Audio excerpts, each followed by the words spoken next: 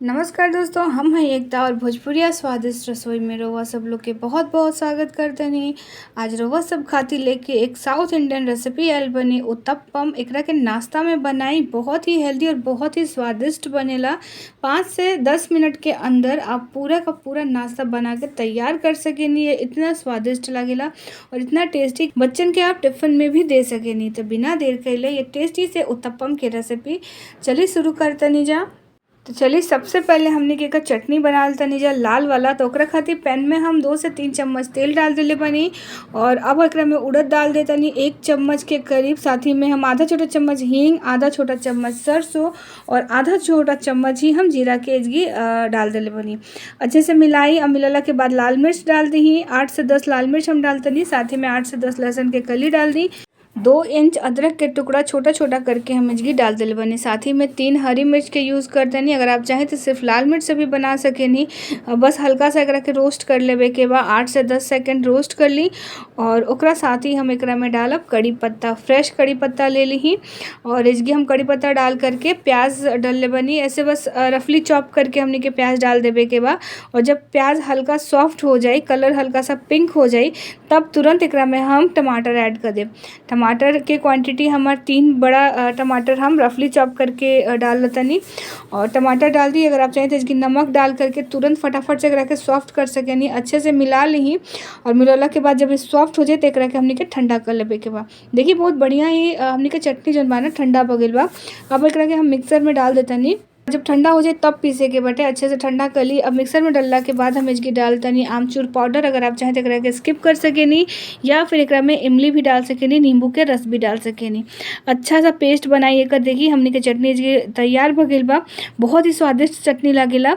आप इस चटनी के कोनो चीज़ के साथ सर्व कर सकेनी। साथ ही में हमने के अब उत्तपम बना के तैयार कर ले जाते इसके हम बैटर ले ले बनी। इडली डोसा के जो बैटर मार्केट में मिलेला ना तो हम एकरा के यूज़ कर बनी। हम नमक डालतनी एकरा टेस्ट के अनुसार एक खाली अच्छे से मिला ली और अगर आप चाहें तो एकरा के सूजी से भी बना करके तैयार कर सकेनी।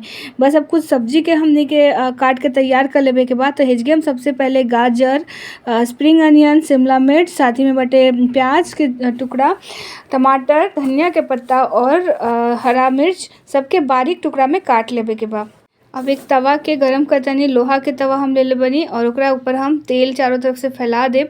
तो इसकी हम तेल फैला देनी अच्छे से प्याज की मदद से और तेल फैला करके अब इडली के जो बैटर बटे तो एकरा ऊपर हमने के डालब जा 2 कलछुल के करीब हम एकरा पे डालतनी। 2 कलछुल डाल करके और एकरा के अच्छा सा सर्कल हमने के एक बना लेवे के बाद और जो एक्स्ट्रा बाचा था कलछुल में ओकरा के निकाल ली और इसके देखिए कितना बढ़िया फैला के भगिल बा। बहुत पतला ही ना रहेला, हल्का मोटा ही रहेला। तो बस ओकरे हिसाब से हम बना ले बनी और अब हम एकरा ऊपर तुरंत डाल दे प्याज बारीक जो हमने के काट के रख ले बनी। सारा सब्जी एक एक करके डाली। तो सबसे पहले हम प्याज डालतनी, साथ ही में हरी मिर्च डालतनी।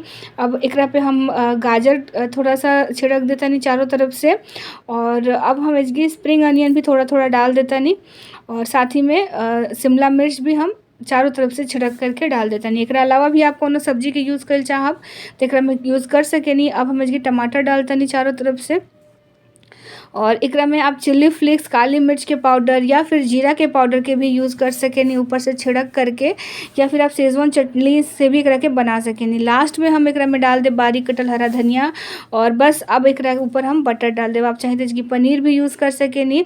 हम इसकी डालतनी बटर चारों तरफ अच्छे से ग्रेट करके पनीर चीज़ वगैरह आप डाल सकेनी एकरा ऊपर अगर आप लोग के पसंद बा तो चारों तरफ से फैला करके हम अच्छे से बटर ग्रेट कर देले बनी। अब एकरा के हमने के पाके देवे के बाद 1 से 1.5 मिनट और 1 से 1.5 मिनट के बाद एकरा के हमने के पलट करके दूसरे साइड से पका देव। जब पलटे से पहले चारों तरफ से वापस से खाली तेल से हल्का हल्का सा एक छिड़काव कर दी और देखिए इसके हम पलट दिले बनी। पलटला के बाद वापस हम एकरा ऊपर तेल लगाए। हल्का सा तेल यूज़ करे के बाद एकदम हल्का एकरा के एकदम हल्का सा तेल में एकरा ही बनावल जाला। बहुत ही बढ़िया सा एकदम हेल्दी रेसिपी बटे।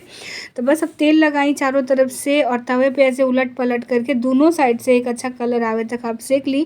एक उत्तपम के बने में 4 से 5 मिनट के समय जाइए और बहुत ही बढ़िया उत्तपम बन के हमारा तैयार भगल बा। गर्मा गर्म उत्तपम चटनी के साथ हम सर्व के लिए बनी। और सब भी ट्राई करिए और रेसिपी पसंद आई हो तो लाइक शेयर सब्सक्राइब करब, साथ ही में बेल आइकन भी दबा देब और हाँ वीडियो को अपना फ्रेंड और फैमिली मेम्बर के साथ जरूर शेयर करब, कमेंट्स करिए।